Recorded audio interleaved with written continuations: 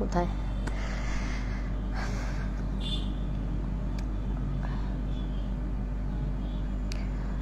এখনো তো স্ক্রিনে আমি কিছুই দেখতে পাচ্ছি না, একটু ওয়েট করি।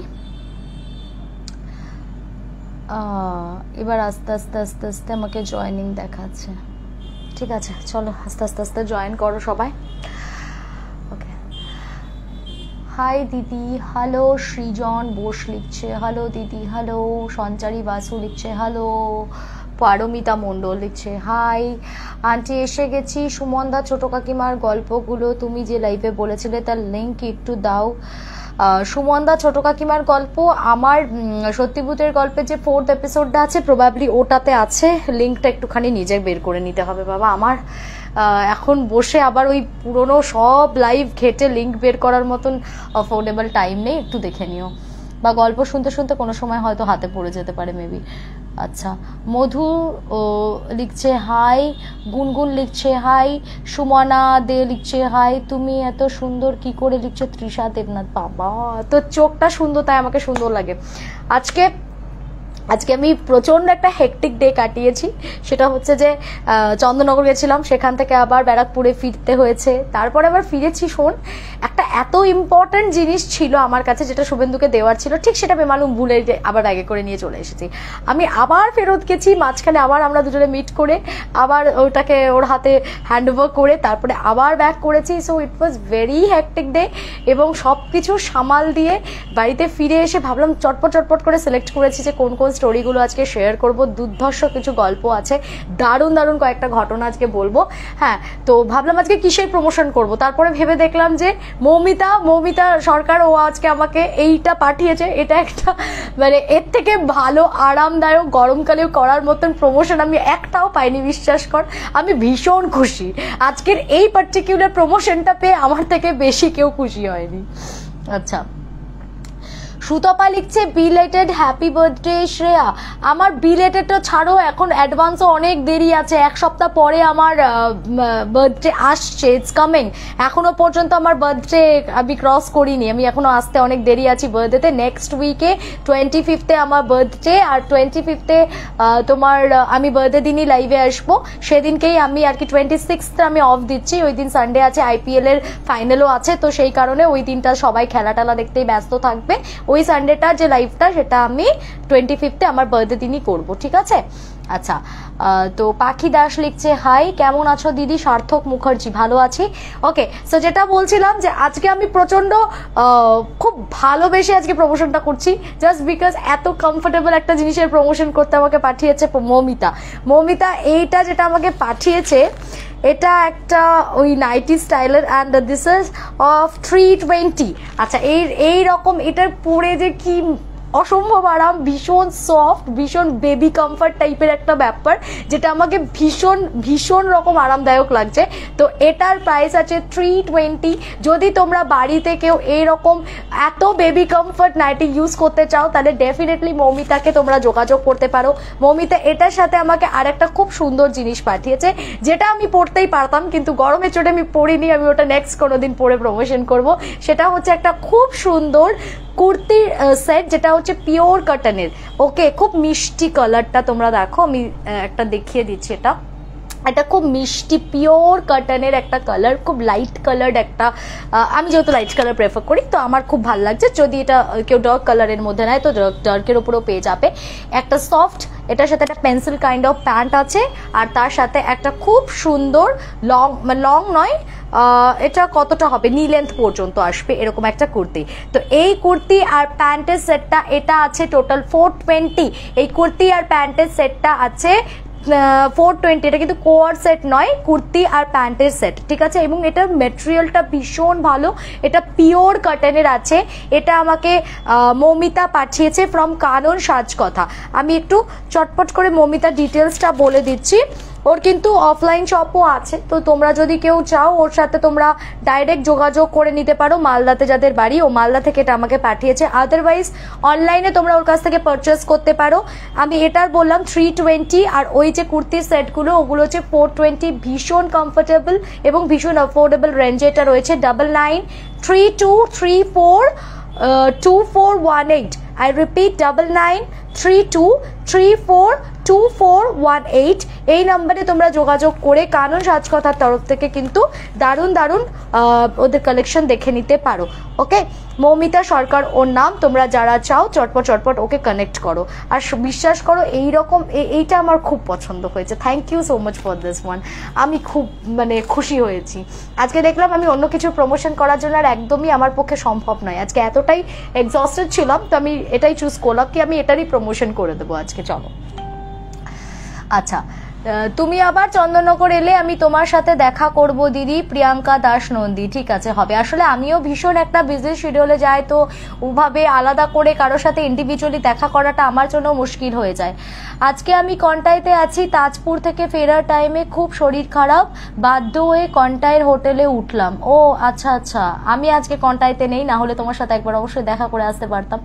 আচ্ছা, হাই দিদি, আজকে ফার্স্ট তোমার লাইভ শুনছি, লিখছে দেবজ্যোতি গুড়িয়া। ওকে, ঠিক আছে, জয়েন করেছো, থ্যাঙ্কস ফর জয়নিং।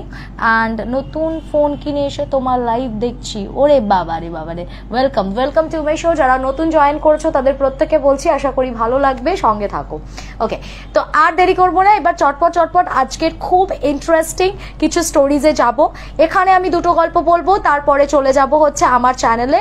একটু অ্যানাউন্সমেন্ট দিয়ে দিচ্ছি, আজকে তো হচ্ছে সানডে, আর কালকে মানে মানডে সোমবার দিনকে যেহেতু কালকে ভোট আছে, চারদিকে একটুখানি ছুটি ছুটি একটা পর্ব চলবে, তো আমিও একটু ফাঁকা ফাঁকা আছি, আমারও কোনো সেরকম বিশেষ কাজ নেই। তো কালকেও কিন্তু আমি শ্রেয়া সেনগুপ্ত আচার্য ব্লগস মানে আমার যে চ্যানেল সেখানে এরকম ইভিনিং এর দিকে একবার লাইভে আসবো, ঠিক আছে।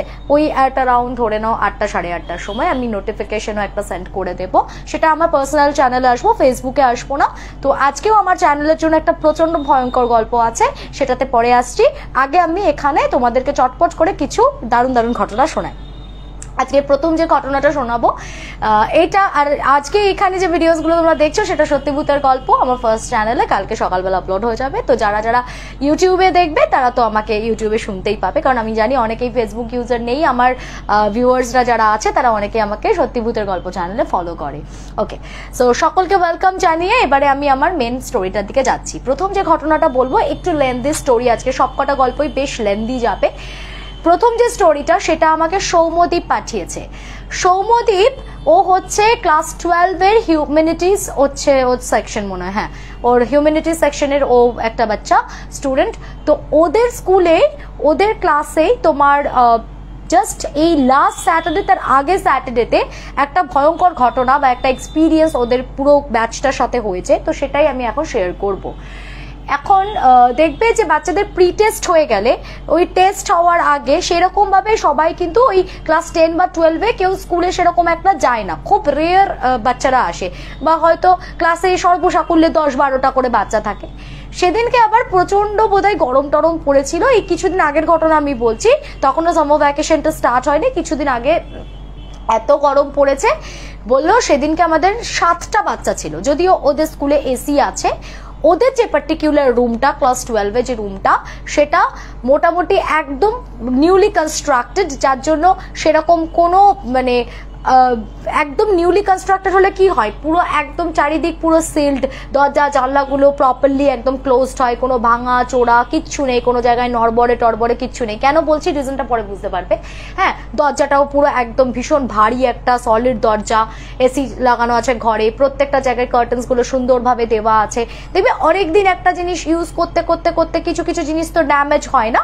তো এটাই বলার উদ্দেশ্য যে রুমটা একদম নতুন তৈরি হয়েছে, ওরাই ফার্স্ট এই ইয়ারে ওরা এটাকে ইউজ করছে, তো যার জন্য রুমের কন্ডিশন কিন্তু একদম খুব ভালো, সেখানে কিন্তু কোনো রকম কোনো ডিস্টারবেন্স হওয়ার কোনো কথাই নয়।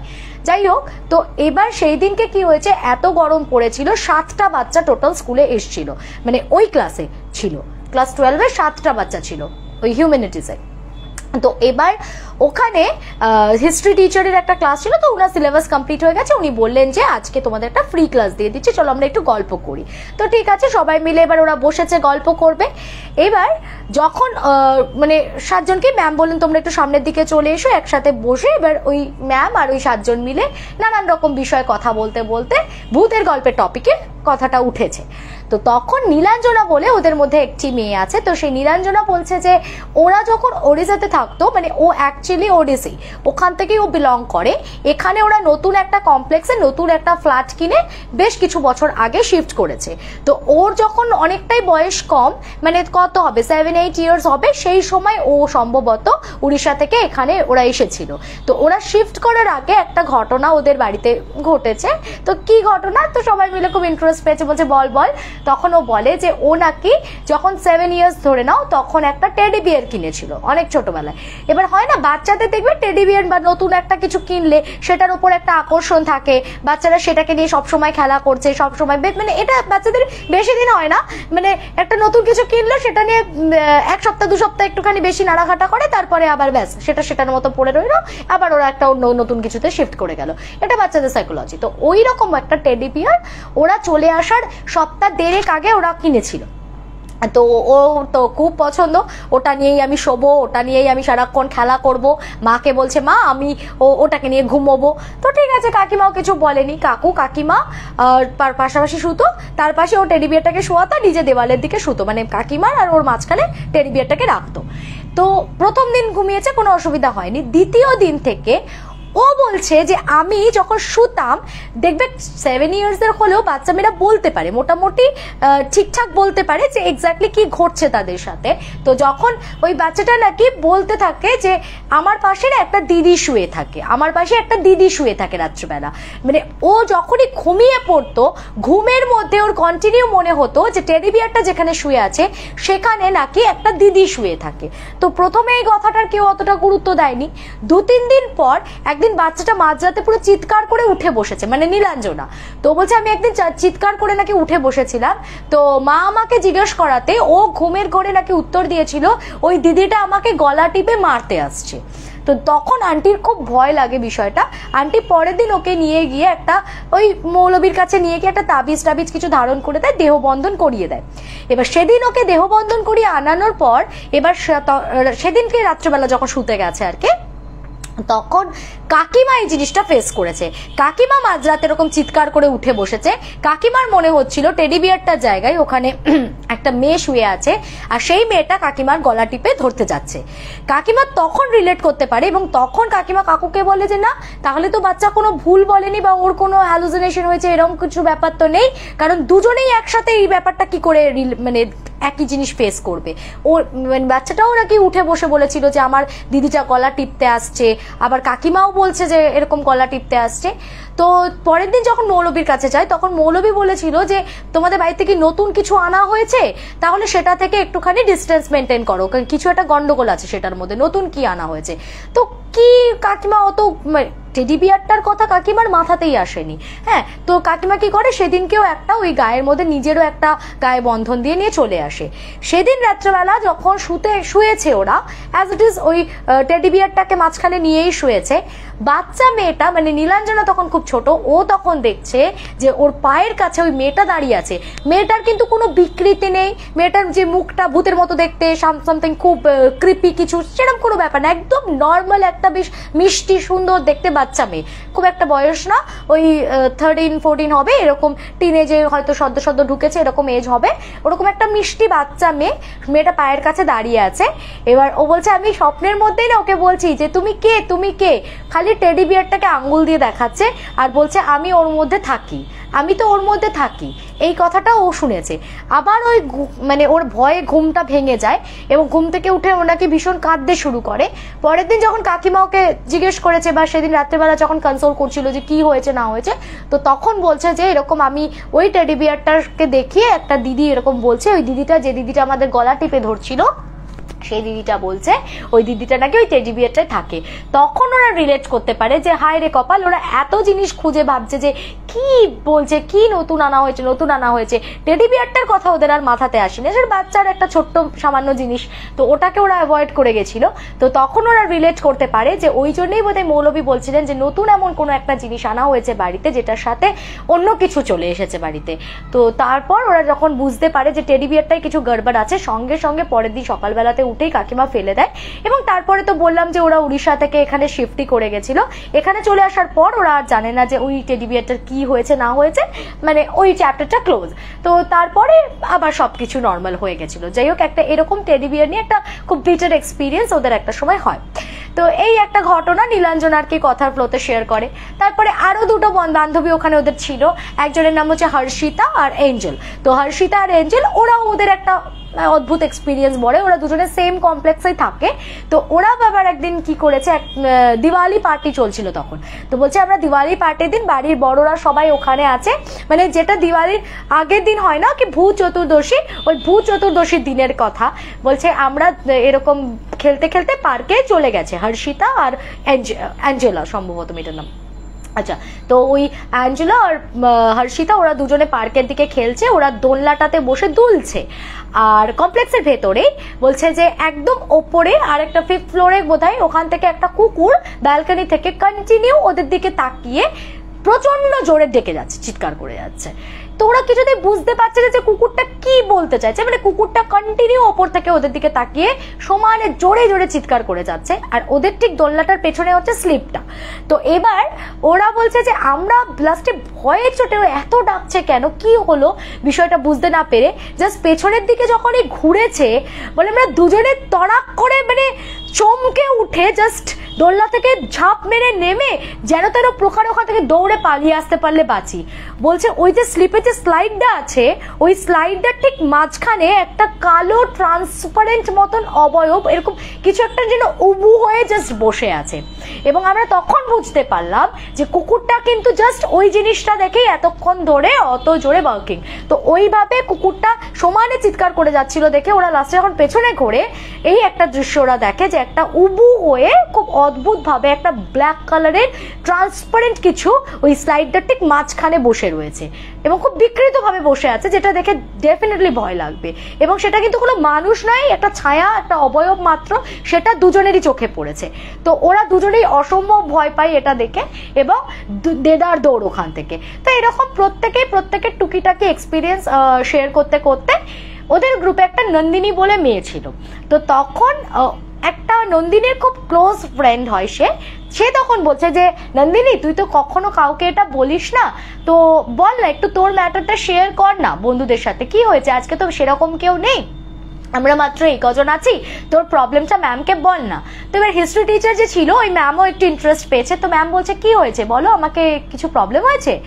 তখন ও বলছে দেখুন ম্যাম, আমি এই ম্যাটারটা নিয়ে একটু ডিসক্লোজ করতে বা সবার সাথে ডিসকাস করতে আমি ঠিক কমফোর্টেবল নই, ঠিক আছে, কিন্তু তবু যখন আপনারা বলছেন আমি কিছুটা অল্প বিস্তর বলছি। আমার সাথে লাস্ট 2 ইয়ার্স ধরে একটা খুব বাজে রকম সমস্যা হচ্ছে।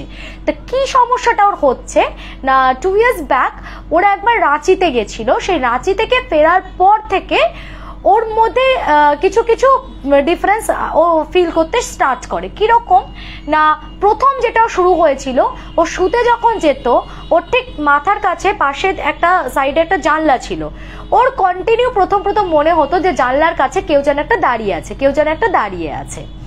তোর ভয় লাগতো, মাঝে মাঝে উঠে জানলাটা বন্ধ করে দিত। আস্তে আস্তে না ওটা ও চোখের ভুল বা জাস্ট ওর মনের ভুল বলে বিষয়টাকে ইগনোর করতে থাকে। এরপর আরেকটা অদ্ভুত জিনিস স্টার্ট হয়, ও যখনই হাঁটা চলা করতো ওর মাঝে মাঝে রাস্তাঘাটে বা অনেক সময় স্কুলের সিঁড়িতে, অনেক সময় বাড়িতে মনে হতো কি ওর পায়ে পায়ে না একটা কালো বিড়াল হাঁটছে। এবার যখনই ও কাউকে বলতো কেউ মা বিড়ালটা দেখো কিরকম করছে, তো পাশে যেই থাকতো সে হট করে দেখে বলতো কোথায় বিড়াল, কেউ তো নেই এখানে, কি বলছিস, কোথায় বিড়াল? কিন্তু ও সমানে বলতো যে একটা বিড়াল আছে এবং বিড়ালটা বোধহয় সম্ভবত ওর পায়ে হাঁটে। তো ওটা ওর খুব অড লাগতো যে একটা মানে হঠাৎ করে এই ইলিউশনটা ওর হতো এই সেই রাঁচি থেকে আসার পর থেকে, যে পায়ে যেন মনে হচ্ছে না একটা বিড়াল হাঁটছে, খালি একটা কালো বিড়াল। বেশ, এরপর ধীরে ধীরে বছর খানেক হয়েছে ও আরেকটা সমস্যার মধ্যে পড়েছে যে ও ভীষণ ভাবে কিছু টাচ ফিল করতে স্টার্ট করেছে। ও রাত্রে শুতে গেলেই ওর মনে হয় যে মানে একটু অশ্লীল ভাবেই আমি বলবো কেউ ওকে টাচ করছে। এবার যদি আমরা বলি যে টাচটা কেমন, দেখো একটা যদি খুব আননোন টাচ হয় এবং সেটা যদি আমার পছন্দের না হয় আমি তো ইরিটেটেড হব না, ডেফিনেটলি সব যে কোনো মেয়েই একটা টাচকে সে তার যদি ভালো না লাগে। তো ও না ম্যামকে খুব সাবলীল ভাবেই বলছে যে ম্যাম একটা খুব মানে খুব একটা ভালো না শোনালেও কথাটা এটাই ফ্যাক্ট যে ওর কিন্তু টাচটা ভালো লাগছে, মানে একটা এমন টাচ যেটার সাথে ও ভীষণ কমফোর্টেবল, যেটা ও আগে কখনো খুব বেশিভাবে ফিল করে এসেছে, যেটা ওর খুব পরিচিত একটা টাচ, যে টাচটা ও আগে অনুভব করেছে। এবং শুধু তাই নয়, যেটা ওকে কিন্তু মানে ওর ভালো লাগছে। একটা ক্লাস 12-এর বাচ্চা, তার মধ্যে তো অনেক হরমোনাল চেঞ্জেস আসে, এবং সেই বয়সটাতে একটা উঠতি বয়স থাকে, তারা যে একদম ছোট বাচ্চা তা তো নয়। তো সেই সময় ভালো লাগার যে ফিলিংসটা, সেই টাচটা না ওর ওইভাবেই ভালো লাগতো। ওর কিন্তু কখনো মনে হয়নি যে কেন আমাকে টাচ করছে, আমি বিরক্ত হচ্ছে, আমার ইরিটেশন, নট লাইক দ্যাট। ওর ওই টাচটা খুব ভালো লাগতো, সামহাউ মানে ও এনজয়ও করতো, আর তার সাথে সাথে ও কিন্তু জিনিসটার সাথে খুব কমফোর্টেবল ছিল। ওর কিন্তু কখনো মনে হয়নি যে ওটা ওর জন্য কোনো একটা বিরক্তির কারণ। তো এটা কেন হতো ও বুঝতে পারতো না, কিন্তু ও জিনিসটাকে এনজয় করতো, এবং সেটাকেও কিন্তু অ্যাডমিট করেছিল, ম্যামের সামনেও বলেছিল যে আমার কিন্তু কখনো এটা নিয়ে কোনোদিন এটা মনে হয়নি যে আমার কে লিখছে এটা, হ্যাঁ পোশাক আছে অনেক, কিন্তু এটা আজকে আমার প্রমোশনে আছে তাই জন্য পড়লাম, আর আমার মনে হয় না যে এটাতে কোনো অফেন্সিভ কিছু আছে। আর যদি আপনার মনে হয় যে আমার একদমই পোশাক আশাক নাই, আপনার যদি ইচ্ছা করে আমাকে 2-4টে গিফটও করে পাঠাতে পারেন। 8240840618 এটা আমার নাম্বার, রঞ্জনা দেবী। আপনি প্লিজ আমাকে একটু কন্ট্যাক্ট করে নেবেন, আমি আপনাকে বাড়ির অ্যাড্রেস পাঠিয়ে দেবো। কাইন্ডলি আমাকে 2টো পোশাক কিনে পাঠিয়ে দেবেন, আমি ডেফিনেটলি আপনার পাঠানো পোশাক পরে লাইভ করব। ওকে, আমি এটা প্রমোশন করছি। এক্স্যাক্টলি, অনেকে আপনাকে রিপ্লাই করে দিয়েছে, এটা আমি লাইভে প্রমোশন করছি, এবং এটা যে যেটা বিক্রি করে সে তো সেটা প্রমোশন করবেই। তো আপনার মানসিকতা যেরকম সেটাই, আপনি একটা কিনে দিন, বরং আমাকে ড্রেস কিনে দিন, আমার কাজে দেবে। কারণ যারা আমাকে প্রমোশন করায় তারা 90টা পর্যন্ত বিনা পয়সায় প্রমোশন করায় না, তারা যথেষ্ট ভালো মানে পেইড প্রমোশনসই আমাকে দিয়ে করায়। তো কাজেই আমিও সেই জায়গায় দায়বদ্ধ তাদের প্রমোশন করতে। সো আপনার যদি এর থেকে বেশি প্রশ্ন থাকে আপনি দয়া করে আমায় 2টো কিনে পাঠাবেন, অবান্তর কথা বলবেন না লাইভে এসে। আচ্ছা, আমি ঠিক কথাই বলি। Thank you for supporting me. সবাইকে অনেক অনেক ধন্যবাদ। আমি আর কথা বাড়াচ্ছি না এটা দিয়ে, ঠিক আছে? আমি একটা কথা খুব বারবার বলি এবং খুব গ্ল্যাডলি বলি যে কেউ কিন্তু ভেবো না যে সেলাররা আমাকে দিয়ে প্রমোশন করায় বা যাদের প্রমোশন আমি করি তারা কেউ আমার কাছ থেকে অ্যাড অন বেনিফিটস নেওয়ার জন্য বসে আছে। প্রত্যেকে কিন্তু আমাকে দিয়ে পেড প্রমোশন করায়, এবং আমি সেই জায়গায় কোথাও দায়বদ্ধ তাদের প্রমোশন করতে। তারা যে প্রোডাক্টই আমাকে পাঠাক না কেন, আমি যদি এটা প্রফেশনালি করছি এবং আমি সেখানে পেড প্রমোশন করছি, আমি সেটা করতে বাধ্য, ঠিক আছে? আমি করছি, দ্যাটস ইট। ওকে, চলো। হ্যাঁ, ওয়্যার আই ওয়াজ, তো ওখানে কোথায় ছিলাম?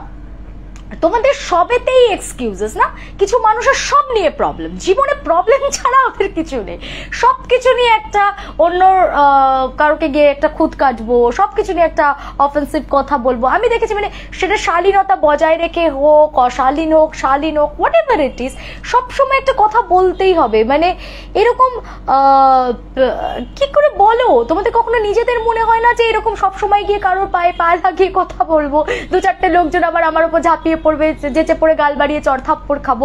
ভালো লাগে? নিজেদের মানসিকতাটা তো একটু বদলাতে পারো, তাহলে তো দেখবে নিজেরাও অনেক কমফোর্টেবল ফিল করবে।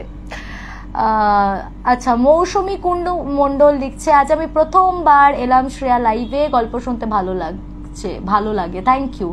হ্যাঁ, তো এইবার যেটা বলছিলাম যে এবার মেয়েটি যেটা বলছে যে ওরকম ওর আস্তে আস্তে এটা স্টার্ট হলো। প্রথমে ও দেখতো যে জানলার ধারে কেউ দাঁড়িয়ে আছে, এবার যত আস্তে আস্তে বাড়তে থাকে জিনিসটা তত ওর মনে হচ্ছে যে ওরকম পায়ের কাছে একটা বিড়াল, মানে মাঝে মাঝেই মনে হতো যে একটা কালো রঙের বিড়াল, সেটা বোধহয় পায়ে পায়ে পায়ে কাটিয়ে কাটিয়ে কাটিয়ে কাটিয়ে এরকম যাচ্ছে। কিন্তু যখনই ও অন্য কাউকে বলতো যে দেখতো এটা পায়ের কাছে কিছু আছে কিনা, তখন কিন্তু কেউ বলতো যে কোথায় বিড়াল, কেউ কিছু দেখতে পেত না। আর তারপর শুরু হলো ওই টাচের প্রবলেমটা। তো তখন ম্যাম বললো যে তুমি কখনো কোনো কারোর কাছে যাওনি? তো বললো হ্যাঁ, আমি এই প্রবলেমটা বাড়িতে শেয়ার করেছি। ও তখন ওর মাকে বলেছে বিষয়টা, ওর মা ওকে একজনের কাছে নিয়ে যায় এবং তিনি কিছু ব্যাখ্যা দিয়েছিলেন। উনি বলেছিলেন যে এটা একটা কোনো অতৃপ্ত ইয়াং কোনো একটা মেল সোল, যে জিনিসটা হয়তো কোনোভাবে ওর সাথে অ্যাটাচড হয়ে গেছে, যেটাকে আমরা এক কথায় কালপুরুষও বলতে পারি। হ্যাঁ, তো এটা মেবি কোনো কালপুরুষ হতে পারে, কিন্তু একে ছাড়ানো কিন্তু খুব মুশকিল হয়ে যাবে। এবং এ যদি সহজে না ছাড়ে তাহলে কিন্তু পরবর্তীতে ওর বিভিন্ন রকম প্রবলেম আসতে পারে, মানে হয়তো কোনো রিলেশনশিপের ক্ষেত্রে প্রবলেম আসতে পারে, বৈবাহিক জীবনে প্রবলেম আসতে পারে ইত্যাদি উনি বলেছিলেন। তারপর কিছু প্রিকশন দেয়, কিন্তু তাতে কিন্তু কোনো রকম কোনোই এফেক্ট কিছু হয়নি, এবং মানে যেটা চলছিল সেটা চলছে, এই হচ্ছে ব্যাপার। তো সবাই ব্যাপারগুলো শুনছে, একটুখানি অদ্ভুত লাগছে।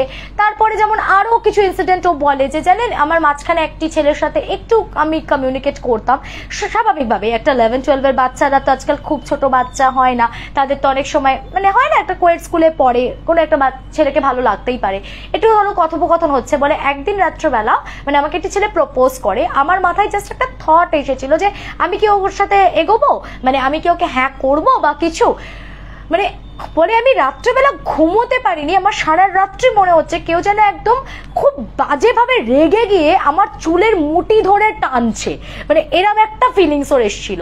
তারপরেও ও যখনই কোনো ছেলের সাথে হয়তো কোথাও রাস্তায় হয়তো দাঁড়িয়ে গল্প করেছে, কথা বলেছে, ও রিলেট করতে পারতো, সেদিন না ও বাড়িতে গিয়ে দেখতো যে ওর হাতে ওর পায়ে অনেক বড় বড় না মানে কালশিটে পড়ে আছে। ও কে যে ওকে মারতো বা ওর কখন যে লাগতো ও বুঝতে পারতো না, কিন্তু ওর গায়ে ভীষণ ব্যথা হয়ে থাকতো, এবং ওর কি বলবো মানে ওর গায়ে প্রচন্ড ব্যথা থাকতো, এবং তার সাথে এরকম বড় বড় কালশিটে পড়ে থাকতো। তো সব মিলিয়ে মানে ওর একটা কি বলবো বিধ্বস্ত হয়ে উঠেছিল ওর লাইফটা। তো ও ভীষণ মানে এমনিতেও হয়তো টাচটা এনজয় করছে, কিন্তু বাকি যা ওর সাথে ঘটছে সেগুলো নিয়ে ও যথেষ্টই বিব্রত। তো ম্যাম এই ঘটনাটা শুনে যায় জাস্ট একটুখানি নিজে ব্যাখ্যা করার চেষ্টা করছেন বা বলছেন সে কি বলছো, এ আবার কি, এরকম তো আবার হতে পারে নাকি, তুমি ভালো কোনো জায়গায় একটা দেখাও, তুমি সাইকিয়াট্রিস্টের সাথে কথা বলো ইত্যাদি কথোপকথন চলছে। হঠাৎ ও বলছে যে দিদি এরকম আমরা বসে আছি, আমি আবারও বলছি দুটো ফ্যান আছে আমাদের রুমে, ফ্যান দুটো অফ ছিল, এসিটা অন ছিল, কার্টেন্স গুলো পুরো টান করে টানা ছিল, আর মেন ডোরটা আমাদের লক করা ছিল। বলছে দরজাটা না পুরো দাম করে খুলে আবার কেউ যেন টেনে দাঁড়াম করে বন্ধ করে দিল।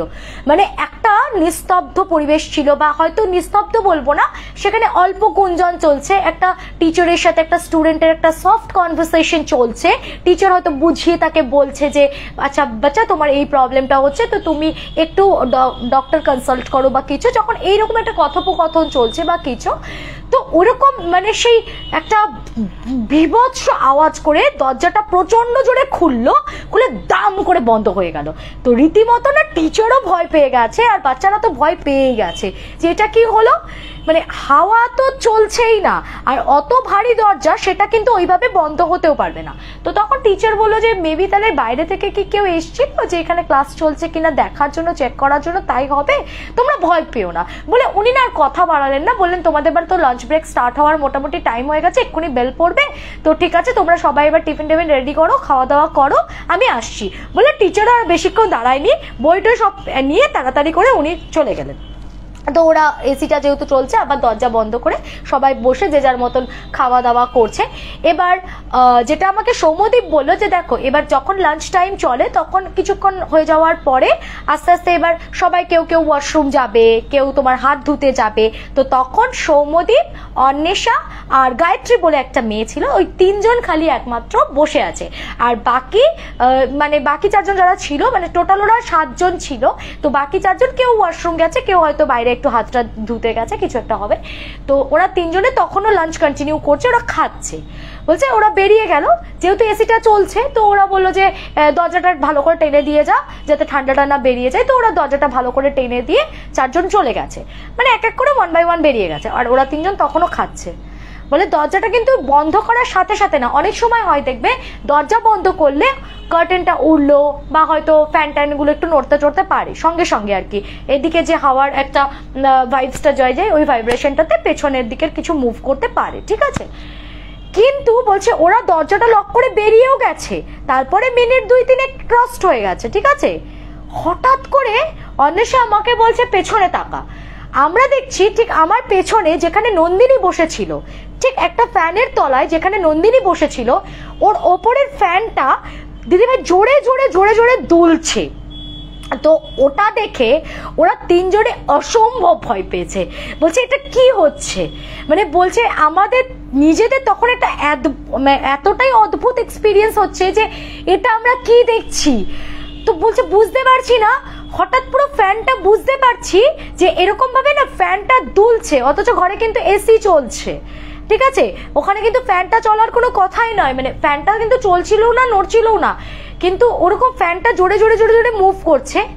এই আমরা যখন ওইদিকে ফ্যানের দিকে তাকিয়ে আছি, জাস্ট ফ্র্যাকশন অফ সেকেন্ডস এর মধ্যে যে পর্দাটা টানা ছিল, মানে ওই হয় না খ্যাক খ্যাক খ্যাক করে পর্দাটাকেও টেনে দিয়ে আবার সেট করে টেনে দিল, মানে জাস্ট খ্যাক খ্যাক খ্যাক করে টানলো, পর্দাটা একবার খুললো, খুলে আবার এরকম সেট করে সরিয়ে দিল, পর্দাটা খুলে আবার বন্ধ হয়ে গেল। বলে আমরা তিনজন না রীতিমতো চিৎকার করে উঠেছি রুমটার মধ্যে, যেটা কি হচ্ছে। আমরা ওখান থেকে ওই লাঞ্চ বক্স ফেলে পুরো দৌড়ে বাইরে বেরিয়ে চলে এসেছি, যেটা কি হলো, ঘটনাটা কি ঘটলো। মানে হঠাৎ দেখলাম ওইরকম একদম শান্ত রুমটা হয়েছিল, ওরা চারজন বেরিয়ে গেছে, আমরা তিনজন রুমে আছি, প্রচন্ড জোরে ফ্যানটা প্রথমে মুভ করতে স্টার্ট করলো, ঠিক নন্দিনী যেখানে বসেছিল তার মাথার ওপরে যে ফ্যানটা, আর তারপরে পাশের পর্দাটা বলে সাট করে কেউ টানলো, টেনে আবার পর্দাটাকে কেউ টেনে দিল। তো এটা তো কখনোই নিজে থেকে হতে পারে না, রাইট? যদি পর্দা হাওয়াতে একটু ওড়েও, এসিতে তো মানে নিশ্চয়ই এসি থেকে এতটা হাওয়া বেরোয় না যে তার জন্য অত ভারী একটা পর্দা সরে যাবে নড়ে যাবে, এবং ওইভাবে পর্দা কখনো সরে আবার বন্ধও হয়ে যায় না অ্যাকিউরেটলি। তো এটা ওরা মানে প্রচন্ড ভয় পেয়ে যায় দেখে, এবং সঙ্গে সঙ্গে বেরিয়ে আসে। তো বেরিয়ে আসতে বাকি চারজন তো ওদের চিৎকার চেঁচামেচি শুনছে বাইরে কি হয়েছে কি হয়েছে। ওদের মধ্যে আবার আরেকজন ছিল, সম্ভবত হর্ষিতা বা কেউ একটা, সে নাকি কই দেখি তো বলে, মানে একটু সাহসী সে, তো সে সাহস করে আবার এরকম দরজাটা খুলে সেও আবার নাকি ভয়ে চিৎকার করে বাইরে বেরিয়ে চলে এসেছে। সে নাকি দেখেছে যে যে ফ্যানটার তলায় নন্দিনী বসেছিল ওই বেঞ্চটাতে একটা কালো রঙের অবয়ব টাইপের কিছু যেন ওর মনে হয়েছে বসে আছে। তো সবাই প্রচন্ড ভয় পেয়ে যায়, ওরা তো লাঞ্চ ব্রেকটা তার ঢোকেইনি ভেতরে, বাইরেই ওখানে বেরিয়ে মানে নানা রকম মানে বারান্দাটাতে কথা বলছে, করিডোরের মধ্যে ঘুরছে টুরছে, প্রত্যেকে প্রচন্ড ভয় পেয়ে আছে। নেক্সট যে ক্লাসটা আছে ম্যাম এসছে, তো ম্যাম বলছে তোমরা এরকম সবাই ভয় পেয়ে আছো কেন। তো ওরা তখন ম্যামকে বলে যে ম্যাম কতগুলো খুব আনইউজুয়াল ঘটনা আমরা এক্ষুনি আমরা ফেস করেছি ভেতরে। তো ম্যামকে বলেছে এক্সপ্লেন করে যে কি কি হয়েছে। তখন ম্যাম বলছে যে আরে দূর বাবা, তোমরা ওটা হতে পারে তোমাদের কোনো একটা মাস ইলিউশন হয়েছিল বা একটা মাস হ্যালুসিনেশন হয়েছিল, তো ওটা কিছু হবে না, চলো ওটা কোনো ব্যাপার না, চলো তোমরা ভেতরে চলো, আমি দেখছি ম্যাটারটা কি।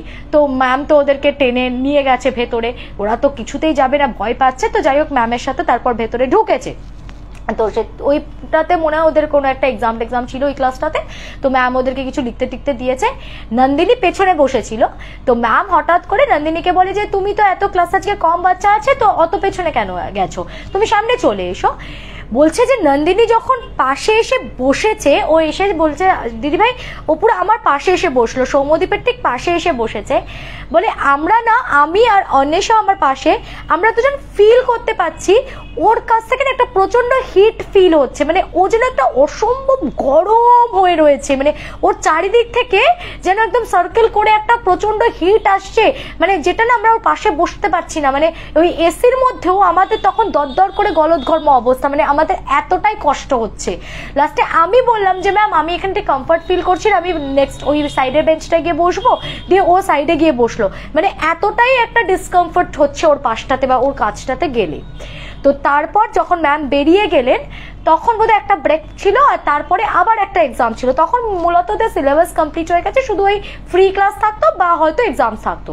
তো ম্যাম বললো তোমাদের নেক্সট এক্সামের জন্য তোমরা একটু রিভিশন করো। তো ওরা রিভিশন কি করবে, সেই সময় ওরা প্রত্যেকেই প্রচন্ড ভীত। ম্যাম বললো যে কোনো ভয় টয় নেই, ওটা তোমাদের কোনো একটা হ্যালুসিনেশন হবে, ওটা মাথা থেকে একদম সবাই ঝেড়ে বের করে ফেলো, এত ভয় পেলে চলে নাকি, বাচ্চা বাচ্চা ছেলে মেয়ে তোমরা, চলো তোমরা ওগুলো বাদ দাও, তোমরা রিভিশন করো, তারপরে নেক্সট ক্লাসে এক্সাম দেবে, তারপর তো ছুটি হয়ে যাবে। তো এবার ওরা মানে বসে আছে, দেখছে নন্দিনীরা পুরো থরথর করে কাঁপছে, এবং ওনা লাস্টে কেঁদেই ফেলেছে। কেঁদে ফেলে ও নিজে থেকেই বলছে যে আমি তো বলছিলাম তোদেরকে যে আমি এই বিষয়টা নিয়ে আলোচনা করতে চাই না, আমি ওপেনলি এই ব্যাপারটা ডিসকাস করতে চাইছিলাম না। তো যাই হোক সেদিনকে আর ওরা এই বিষয়টা নিয়ে কোনো কথা বাড়ায়নি, ওরা তখন নিজেরাই বলে যে হ্যাঁ আমরা রিলি সরি যে আমাদের ওই ব্যাপারটাকে তোলা উচিতই হয়নি, আমরা কেন যে তোর পার্সোনাল ম্যাটার নিয়ে তো ঘাটাতে গেলাম, সবাই প্রচন্ড ভয় পেয়ে গেছে এবং ওই টপিকটা নিয়ে আর ওই ক্লাসে কেউ কোনো কথা বলেনি। ওরা কোনো মতে নেক্সট ক্লাসে এক্সামটা দিয়ে জাস্ট বেরিয়ে চলে আসতে পারলে বাঁচে, তো সেইভাবে ওরা বাড়ি চলে যায়। তো তার কিছুদিন পরে যখন আবার একটু প্রত্যেকে কাম ডাউন হয়েছে, আস্তে আস্তে আবার একটু সড়গড় হয়েছে, একদিন নন্দিনীকে মানে ও অন্বেষা ওরা কয়েকজন মিলে একটু ধরে ওকে বলছে যে আচ্ছা একটা কথা বলবো, কিছু মাইন্ড করিস না। কিন্তু কি হয়েছিল বলতো সেদিনকে? এরকম একটা অদ্ভুত এক্সপিরিয়েন্স হলো, মানে আমরা তো কিছু বুঝতে পারছি না। তুই জানিস সেটা কি ব্যাপার? এটা তো পরবর্তীতে তোরও জীবনে বলছিস প্রবলেম হতে পারে, তো তোরা তার জন্য কোনো প্রোটেকশন নিচ্ছিস না তুই, বা এটা কি? তখনও বলে যে জানিস তো আমার সাথে এই ঘটনাটা আমি ওই যে যখন রাঁচি থেকে ফিরলাম তারপর থেকে এটা স্টার্ট হয়েছে।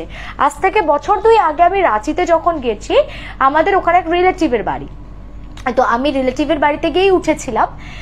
এখন ওখানে থাকতে থাকতে মানে এবার ওরা একদিন প্ল্যান করে, ওর বাড়ির বড়রা সবাই মিলে ঠিক করেছিল ওদের ওখানে কোনো নিয়ারবাই ওয়াটারফল আছে, তো ওই এক্স্যাক্ট নামটা আমাকে বলেনি ওয়াটারফলের, তো বললো ওখানে ওরা ঠিক করেছে ঘুরতে যাবে। তো যেদিনকে ওরা যাবে সেদিন সকাল থেকে আমার হঠাৎ করে ভীষণ শরীর খারাপ হয়ে যায়। তো আমি ডিসাইড করলাম কি আমি যাব না।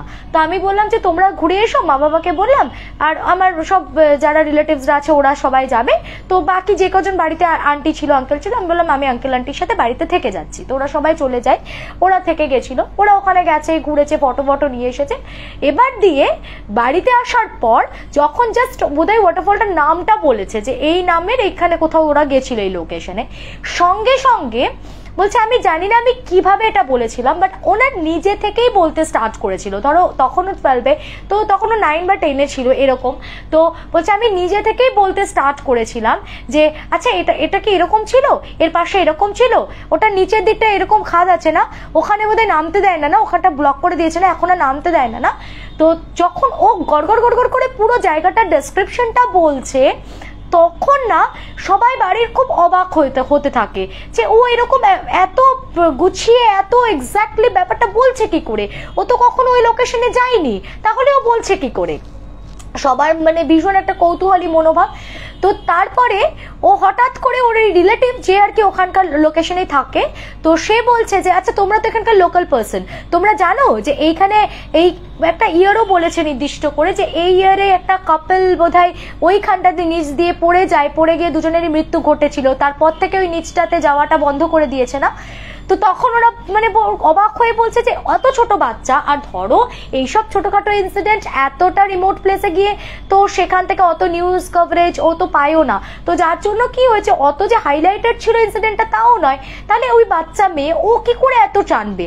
তো বলছে আমি জানি ওখান থেকে একটা কাপল পড়ে গেছিল এবং তারপর থেকে ওই জায়গাটা বন্ধ করে দিয়েছে, ওইখান দিয়ে আর ওরা ওখানটাতে যেতে দেয় না কাউকে। তখন সবাই খুব অবাক ভাবে ওকে দেখে বলে যে তুমি কি করে এত কথা জানো, বা তুমি কি করে জানলে?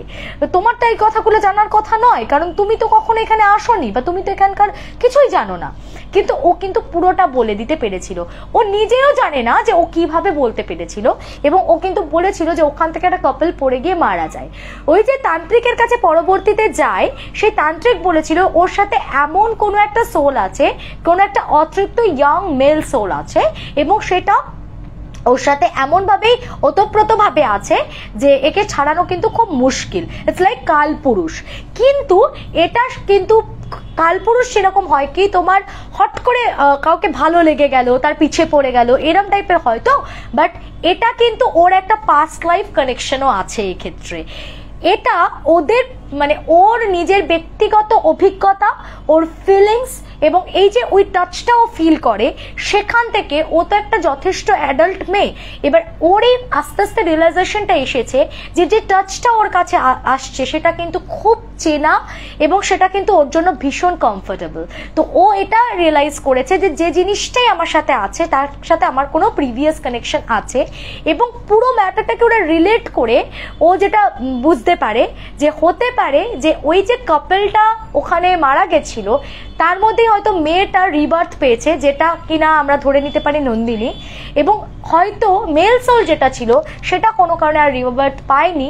তো সেক্ষেত্রে কি হয়েছে, নন্দিনীর এই জন্মটার সাথে সেটা কিন্তু খুব মানে এইভাবে জিনিসটা কিন্তু অ্যাটাচড হয়ে রয়েছে ওর সাথে, কারণ টাচটা কিন্তু ওর জন্য ভীষণ রকম একটা প্লেজার বলা যেতে পারে, যেটা ও ভালোবাসে, এনজয় করে, কারণ ওর কখনো মনে হয়নি যে এটা আননোন কেউ। আর তাছাড়াও ওর অনেক কিছু ভাইবস, মানে কিছু কিছু টাচ, কিছু কিছু ফিলিংস বলে, এটা আমি কাউকে বলে বোঝাতে পারবো না। আমি কিন্তু এই জিনিসটা যে আমার সাথে আছে সেটাকে আমি এনজয় করি। এবার এই জিনিসটা নিয়ে ও কখনো কোনোদিন বাইরে কখনো কথা বলেনি তো এইভাবে, তো সেই জন্য হয়তো কোনোদিন কিছু অতটা ফিল করেনি, বা বাকিরাও কিছু ফিল করেনি, বা সেদিনকে ওর যেটা ভুল হয়েছিল হয়তো, যে এইভাবে সেই জিনিসটা হয়তো চায়নি যে তার ব্যাপারে এত ডিসকাস করা হোক বা এত কথা বলা হোক। সেদিনকে যখন ও এরকম ওই অতগুলো বন্ধু, তারপর টিচারের সামনে এত ডিটেলে ব্যাপারটা নিয়ে কথা বলেছে, এত ডিটেল মানে আলোচনা করেছে বিষয়গুলোকে নিয়ে, তারপরে হয়তো মানে এটা ওর বক্তব্য অনুযায়ী যে জিনিসটা তো খুব রেগে গেছে, মানে ওর কথা অনুযায়ী যে সেদিনকে আমার আলোচনা করাটা ঠিক হয়নি, সেই জিনিসটা কিন্তু ওর ওপর ভীষণ রেগে গেছে, যে কেন ও বিষয়গুলো নিয়ে এতটা ওপেনলি সবার সামনে আলোচনা করেছে। এই জিনিসটা হয়তো নিজের ক্ষেত্রে খুব একটা কনফিডেন্সিয়াল ব্যাপার থাকলেই সেটা ভালো, এবং সেটাকে মেনটেন করার জন্য জিনিসটা চাই। ও চায় না যে এটার কোনো জায়গাতে ও ডিসক্লোজ করুক। তো এখনো এই ব্যাপারটা ওর সাথে চলছে। জিনিসটা একদিনই ওরা ফিল করেছিল, তারপর থেকে ওরা অন্তত পক্ষে ওর সাথে এই বিষয়টা নিয়ে আর কোনো আলোচনাতে যায় না, কোনো কথা বলে না, ওর কোনো প্রবলেমস ওরা ডিসকাস করতে চায় না। তো যা হচ্ছে হোক বাবা, আমরা চুপচাপ থাকি আমাদের মতন। তো জাস্ট এটুকুই ওরা জেনেছিল, যে এটাও রিলেট করেছে যে রাঁচির ওই ওয়াটারফলটা এবং তার পুরো ডেসক্রিপশনটা একটা কাপেলের মৃত্যু, সেটা কিন্তু ও খুব অদ্ভুতভাবে নিজে থেকে বলতে পেরেছিল, কিভাবে ও জানে না। এবং পরবর্তীতে এই যে মেল সোলটা ওর সাথে আছে, সেটার জন্য ও নাকি প্রচুর তান্ত্রিকের কাছে গেছে, এখনো নাকি ওরা যাচ্ছে বিভিন্ন জায়গাতে, কিন্তু কিছুতে এটাকে কাটানো যাচ্ছে না। এবং বহু জায়গায় গেছে, কোনো জায়গা থেকে কিন্তু কোনো সদুত্তর পায়নি, সর্বত্রই কিন্তু এটাই এসছে আউটকাম, যে এটা ছাড়ানো কিন্তু খুব মুশকিল।